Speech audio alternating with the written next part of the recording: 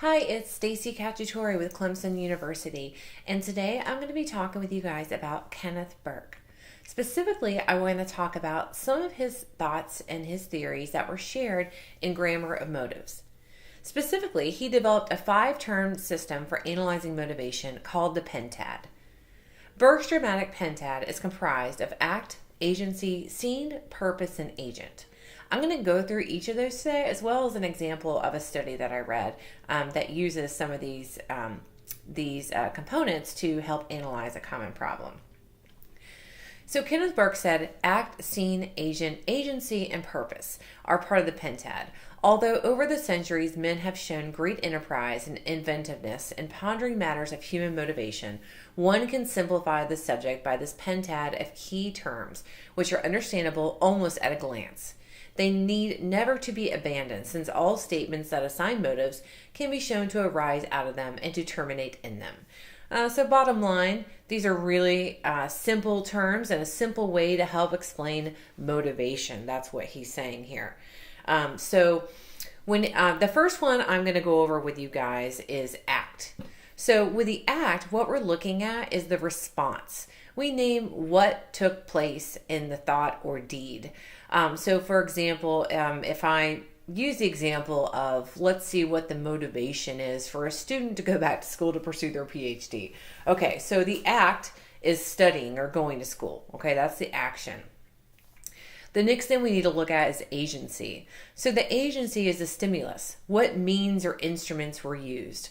Okay, so, books, pens, pencil, computer, those are the agency that might be used in this particular scenario.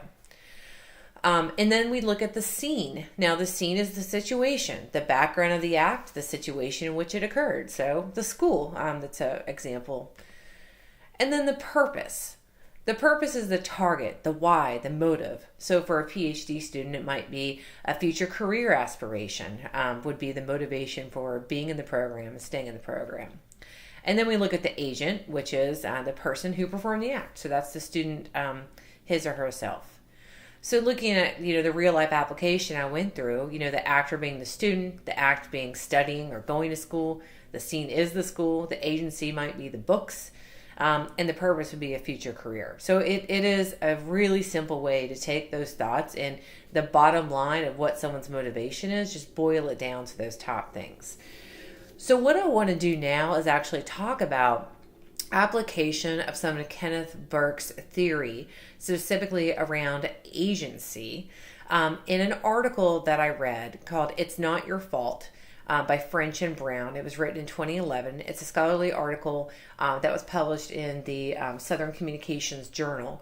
And what this article explored is the concept, or Kenneth Burke's concept of agency, and specifically the dialectic tension between symbolic action and non-symbolic motion. So think about it this way. The symbolic action would be something that we can control. The non-symbolic motion is the physical process uncontrolled by human speech or intentional acts. They specifically explored symbolic action and non-symbolic motion as it applies to obesity and sexual assault, and talked about the agency and the agent in regards to that. So what they did in this study, it was fascinating.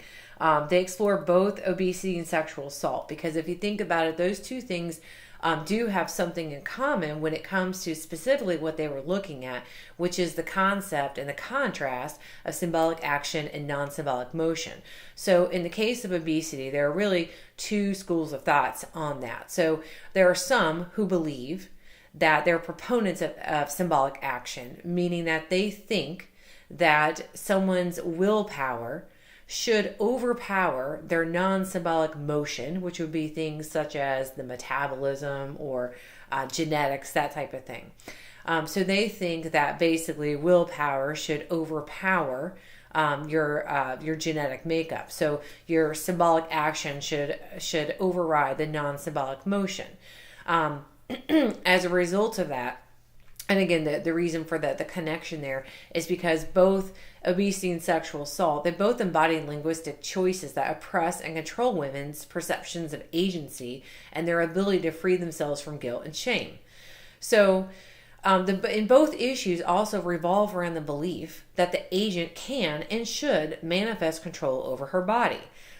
So when we look at sexual assault, it's a little bit different of a lens, but you're still looking at a symbolic action, only this time the motivation is not from the agent, but from someone outside. So the person who's conducting the horrific act. And then the non-symbolic motion would be, the body's ability to fight that off. So what that does is when you look at the fact that there are some proponents of obesity saying that your symbolic action should overpower your non-symbolic motion, you don't see that same school of thought in regards to rape or sexual assault, which you certainly shouldn't, which is the fact that your non-symbolic motion, your physical process, there's nothing you can do to override that particular act from happening. And what they did in this particular research study is they showed it's damaging to have that belief that a non-symbolic motion should overpower the symbolic action, because what that does inherently is create guilt. You also see with the proponents of the non-symbolic action as it regards to obesity is fat activism, right? The set point theory and some things like that. That no matter what you do, your body is going to be a certain size. So both of these sides locate agency as within the body itself.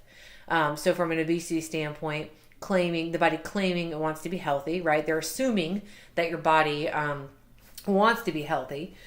And then from a sexual assault perspective, they're saying that agency is inside your body. Your body itself is the agency. Either what they were saying also is that they found that either the survivor is at fault for having the wrong attitude towards her attacker or failing to prevent her rape. That's what the consequences are of having this thought around the symbolic action and non-symbolic motion, and specifically when looking at the agency. So what they found in conclusion is that they think that, riding permanently on the slash mark of the symbolic action and non-symbolic motion divide is really the best way to ensure that there's not faulty agents. So I found that a fascinating study. I have the link over in my works cited if you'd like to take a look at that and read the article in more detail. It helped me have a deeper understanding of some of Burke's thoughts here on within that he contained in A Grammar of Motives. So I thought it was a really great representation, an application of some of Burke's theories. Now going into some of what additionally regards to the scene and act and that type of thing, there are 10 ratios, which I'm not going to read here, but you can see there's 10 different ratios that can be combined, scene and act, scene and agent. And meaning is derived from either scene and act or the agent or scene and agent ratio. So this is, Victor had some great notes on Kenneth Burke, and that's where this came from. And he explains that we obtain meaning from contextualizing, so placing a genus inside a thing, a species. So like a sandal is a shoe. We like to categorize these things. The difference is with Plato, he looked from the outside. So Plato looked at the ideal forms produced by nothing. There is really never a saying of what something is, but saying what it's not, whether it's inside or outside. I also want to turn now to tropes. So tropes have become the philosopher's stone. Tropes are our figures of actual expressions. There are 4 tropes that Kenneth Burke talks about. There's metaphor, which is perspective, metonymy, which is reduction, synecdoche, which is representation, and irony, dialectic. So a metaphor, Kenneth Burke defines as a device for seeing something in terms of something else. It brings out the thinness of that or the thinness of this. An example of metaphor would be chocolate is heaven. Metonymy is reduction, so scientific realism. It's where poetry and behaviorism meet. Human relations require actions, which are dramatizations. An example that Victor gave is shame, right? So we know metonymy helps us understand that shame is more than a state. It's an eye movement, a color of the cheek, a steadiness of the voice. Metonymy overlaps metaphor, which is perspective, and overlaps synecdoche, which is representation.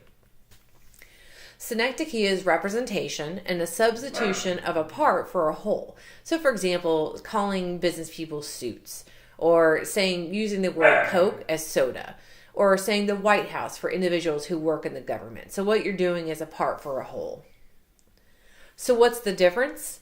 So it's interesting that these two terms can be often confused. So the best way to think about it is monotony is a concept, while the synecdoche is a part for a whole. An irony is a rhetorical device in which what appears on the surface is different from the actual.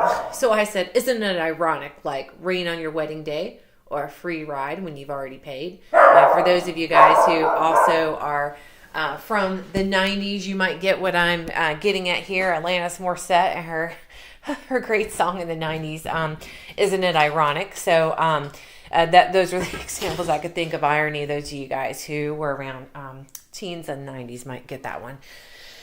So Kenneth Burke said, where the ideas are in action, we have drama. Where the agents are in ideation, we have dialectic. And really to kind of pull this all together, what I want to say is that bring out another quote from Kenneth Burke in Grammar of Motives. Dialectic aims to give us representation by the use of mutually related or interacting perspectives. And this resultant perspective of perspectives will necessarily be a reduction in the sense that a chart drawn to scale is a reduction of the area charted.